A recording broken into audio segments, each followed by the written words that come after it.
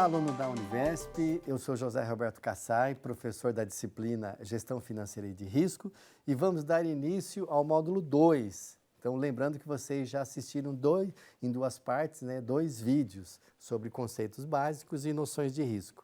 E o tema deste módulo é relatórios contábeis e análises econômicas e financeiras, tá bom?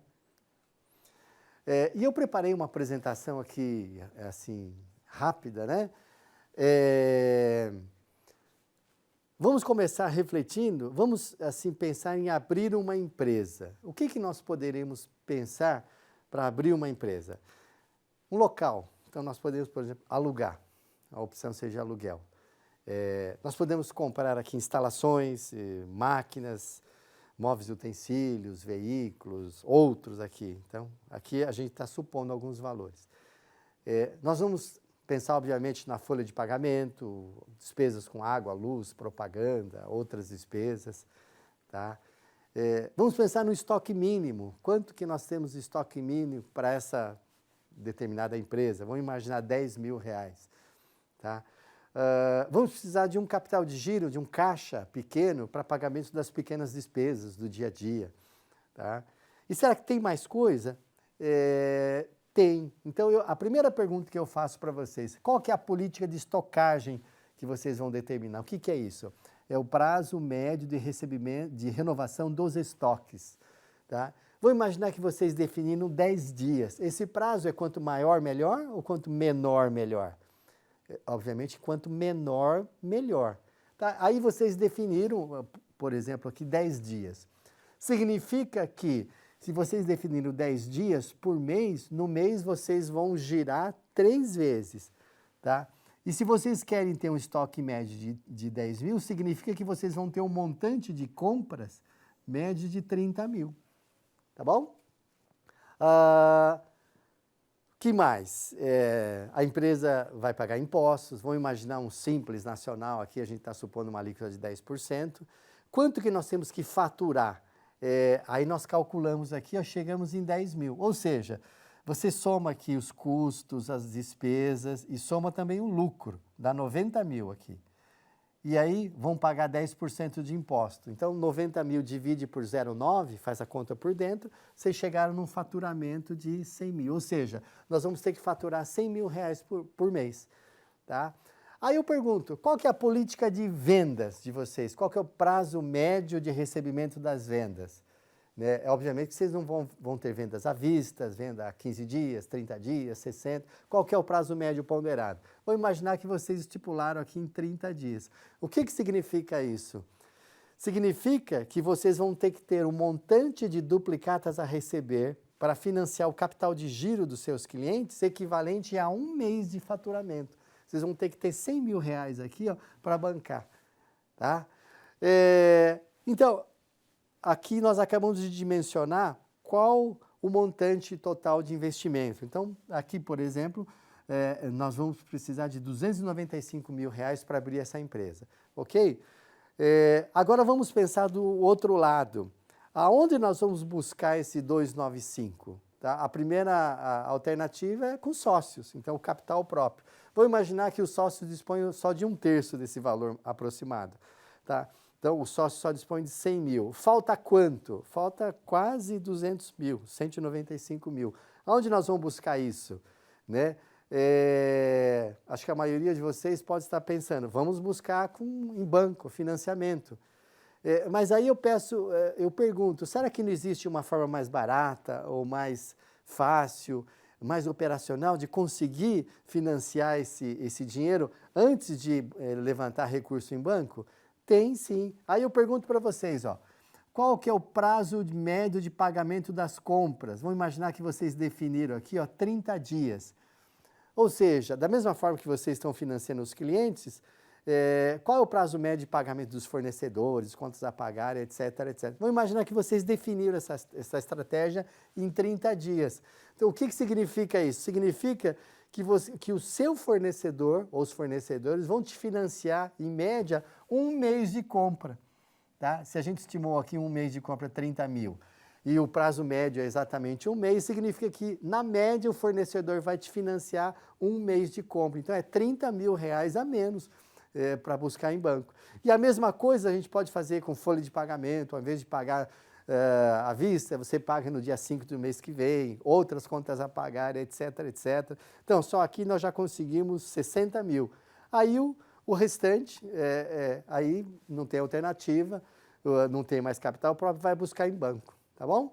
Então, é isso que a gente pensa para abrir uma empresa, quer seja uma pequena empresa, uma grande empresa. E não sei se vocês já perceberam, na verdade a gente já fez aqui de forma proposital, no formato do principal relatório contábil, que é o balanço patrimonial. Tá? Eu acho que alguns de vocês já ouviram falar. Esse balanço patrimonial, o lado esquerdo chama-se ativo e o lado direito chama-se passivo. Ativo é tudo que a empresa tem, são os bens e direitos que a empresa tem aqui, tudo que ela possui. Ela possui caixa, duplicados a receber, estoque, imobilizado. Né? E o passivo são as dívidas, ou seja, as dívidas que a empresa tem para com os fornecedores, folha de pagamento, banco e para com os sócios. Tá? O lado do ativo, de acordo com as normas internacionais de contabilidade que o Brasil adota, ele é subdividido em 2 subgrupos. O ativo circulante, que são os bens e direitos que se realizam a curto prazo, né, 30, 60, até 1 ano mais ou menos. E o não circulante é aquilo que se realiza a longo prazo, por exemplo, imobilizado, máquinas, terrenos, imóveis, que a empresa ou não vai vender, ou se vender, ela vai vender depois de 1 ano. Tá? E a mesma coisa no passivo. O passivo se subdivide, né, nas dívidas que vão pagar a curto prazo, que são passivos circulantes. Esse financiamento, eu imagino que vocês queiram pagar a longo prazo, então é um passivo não circulante. E o patrimônio líquido é uma espécie de passivo considerado não exigível. É como se fosse uma dívida da empresa para com os sócios, só que ela é não exigível, né? Significa o quê? O sócio não pode chegar na empresa e falar, devolve meu capital de volta. Obviamente ele pode sair, mas ele tem que vender a participação dele, as cotas, as ações para um terceiro. Né? Então é uma forma de garantir. E do outro lado, propositalmente, acho que alguns de vocês já perceberam, está o segundo relatório contábil mais importante, é a demonstração do resultado do exercício, que começa com a receita de vendas, que é o faturamento, tira os impostos, chega na receita líquida, tira o custo das compras, das vendas, tira as despesas, né? E chega no lucro líquido. Tá? Então, esses são os 2 relatórios contábeis. E para aproveitar um pouco aqui esse raciocínio, né, em que vocês foram envolvidos, nós podemos fazer algumas análises. Né? Vamos apagar aqui. Né? Por exemplo, o ciclo operacional. Vocês têm aqui, ó, eu vou colocar, qual que é o prazo médio de estocagem? Né? E no estocagem aqui 10 dias. Qual que é o prazo médio de vendas? Nós temos aqui 30 dias. Então, qual que é o prazo médio? Isso aqui chama-se ciclo operacional. Então, dá 40 dias aqui, ó, 40 dias. Que é o prazo entre você comprar, mantém na média no estoque, na média você vendeu aqui e vai receber o recurso aqui. Tá? E qual que é o prazo de pagamento? 30 dias. Então, vai pagar aqui em 30 dias. Prazo de pagamento, 30 dias. E o que acontece aqui, ó, pessoal? Aqui dá um gap, né? Dá um gap aqui, ó, de menos 10 dias, que é o ciclo, isso que significa ciclo operacional. Ciclo de caixa, aliás. Então, eu pergunto, esse ciclo de caixa é favorável ou desfavorável? Vocês estão pagando antes de receber ou recebendo antes de pagar? Na verdade, vocês estão pagando antes de receber. Tá? A gente colocou proposital porque mesmo pessoas que já têm experiência financeira, às vezes compara só o prazo de venda com compras e esquece do quê? Do prazo interno de estocagem. Então, às vezes, para resolver o problema financeiro de uma empresa, não basta apenas conseguir colocar mais dinheiro lá. Né? Se você pode colocar, resolve temporariamente. Você tem que acertar o ciclo de caixa. Tá? Então, esse ciclo de caixa é uma análise interessante. A gente pode analisar a situação financeira. Tem um índice que se chama ativo circulante dividido por passivo circulante. Ó. Ativo circulante, aqui ó, tem 115 mil. Passivo circulante, aqui nós temos 60 mil. Então, 115 mil dividido por 60, ó, dá 1,91. Então eu pergunto, a situação financeira está boa ou está ruim?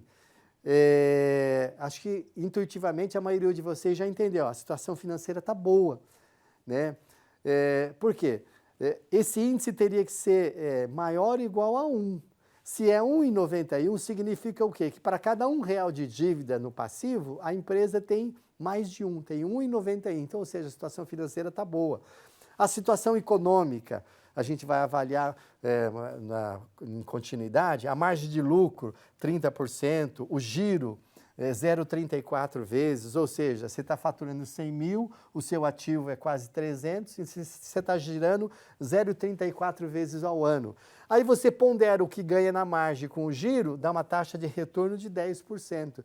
Ou seja, é uma empresa maravilhosa que vocês acabaram de criar. Né? Não tá a situação financeira está boa, a situação econômica está excelente, né? Aqui tem um probleminha no ciclo operacional e é assim que a gente vai ganhando dinheiro. Tá? Nos módulos posteriores, a gente vai avaliar, aprofundar a análise das taxas de retorno de investimento. Tá?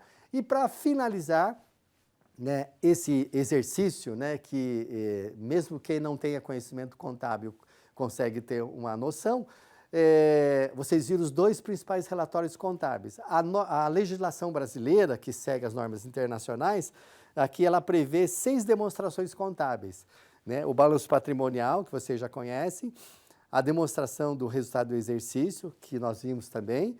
Aí tem a demonstração das mutações do patrimônio líquido, a demonstração de fluxos de caixa, aqui tem 2, né? Modelo direto e indireto. E por último, a demonstração do valor adicionado, que é uma criatividade brasileira. Tá? A gente vai ver futuramente. Então, esse é o balanço já num formato mais técnico, né? Mais contábil, né? Ativo, passivo, né? Aqui nós colocamos um ano, aqui comparativamente o ano seguinte, 2 períodos. Aqui temos a demonstração do resultado, acrescentamos aqui, vocês vão poder ver, está mais completo, considerando as despesas financeiras, ela paga imposto de renda, né? Distribui dividendos, aí ó, 10.890, paga metade de dividendos, o restante vem aqui para conta lucros. E aí nós vamos avaliar como que compara o desempenho de uma empresa avaliando os relatórios contábeis. A demonstração das mutações do patrimônio líquido nada mais é do que a evidenciação do subgrupo do passivo patrimônio líquido. Então, olha só aqui, a gente tinha 100 e chegou em 105. A gente tinha 100, chegamos em 105. Então, tem as 2 contas aqui, ó, capital, reserva de lucros, ó, capital, reserva de lucro. Então, tem toda a movimentação, né? A demonstração de fluxo de caixa é interessantíssima. Vocês vão desmistificar uma coisa que talvez vocês não pensem dessa forma. Mas olha só, o lucro, a demonstração do resultado anterior demonstrou um lucro de 10. Agora, o caixa aumentou 15 mil. Qual que é o lucro verdadeiro? É 10 ou 15? É claro que o lucro verdadeiro é o da DRE, é o 10. Agora, por que tem mais dinheiro no caixa, entrou mais dinheiro do que o lucro? Porque nem todas as despesas foram pagas ou não, nem todas as receitas foram recebidas.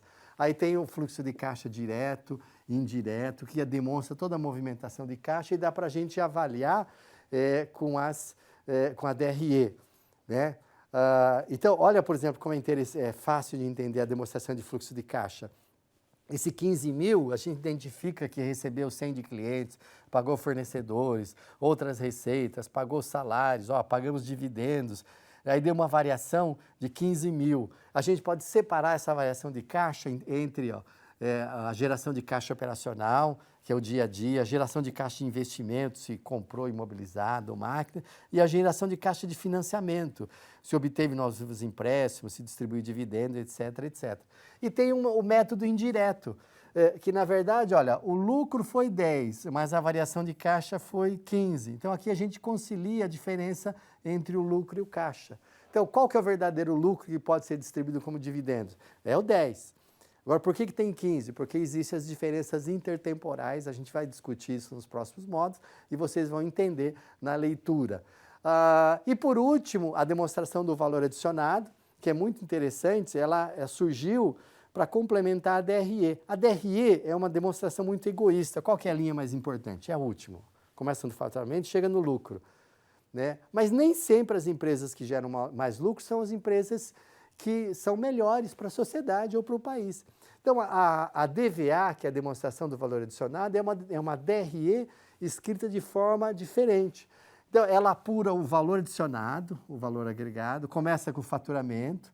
Por que o faturamento não é o valor adicionado? Porque ela tem que descontar aqui valores que não foi ela que agregou na economia do país, foram outras empresas, né? Então, fornecedores, água, luz, telefone, quem gerou? É a Telesp, né? A Sabesp. Então, aqui ela demonstra, ó, gerou 60 mil de valor agregado. E como que ela distribuiu? Olha que interessante isso aqui, ó, pessoal. Esses 60 mil que ela agregou, olha, ela gerou 10.890 de lucro, mas na verdade está agregando na economia do país 60. Como que ela distribuiu? Olha, 20 mil para funcionários, aqui ó, funcionários, 15 mil para governo, bancos, sócios e empresa. Então aqui você pode fazer graficamente, olha que empresa interessante, né? Nem sempre as empresas mais lucrativas são as que agregam mais valor para o governo, para funcionário, para bancos, para sócio, um pouquinho que ficou retido na empresa, tá? Então, finalizando este módulo, vocês vão ter agora o dever de casa, vocês vão ter um quiz sobre as demonstrações financeiras. Nesse quiz vocês vão responder aí dezenas de perguntas, múltiplas escolhas, vão ter mais uma oportunidade para refletir sobre os conceitos. Eu vou pedir para vocês fazerem uma pré-análise da sua situação econômica e financeira das empresas que nós discutimos aqui, tá?